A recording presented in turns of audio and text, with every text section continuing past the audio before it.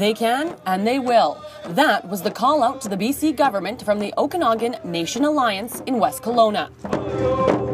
Marching toward MLA and Premier Christy Clark's office, protesters chanted and sang of inequality in the child welfare system when it comes to Aboriginal children who are within the ministry's care. You need your child welfare laws. In Canada, there are more Aboriginal children in care that were ever taken at the height of residential school.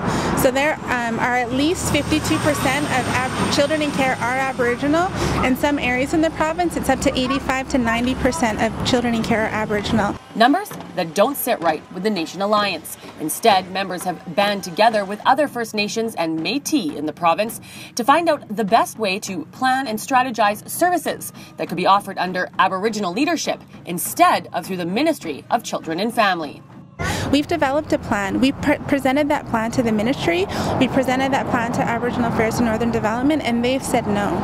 They said, no, we will not fund that. We will only fund what we want to fund because we know what's best.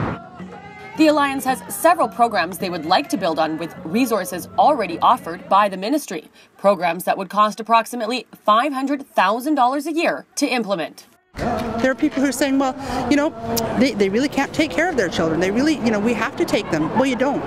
You don't have to take them. And we've proven that. The Okanagan Nation has proven that by having a process that works, that returns children's home, that to home or to family, and that strengthens families, that work with prevention, that work with a wraparound in a holistic way.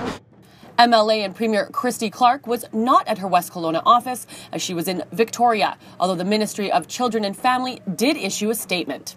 MCFD staff in the region meet regularly with the Okanagan Alliance. We know over the past decade the number of Aboriginal children in care has remained relatively stable.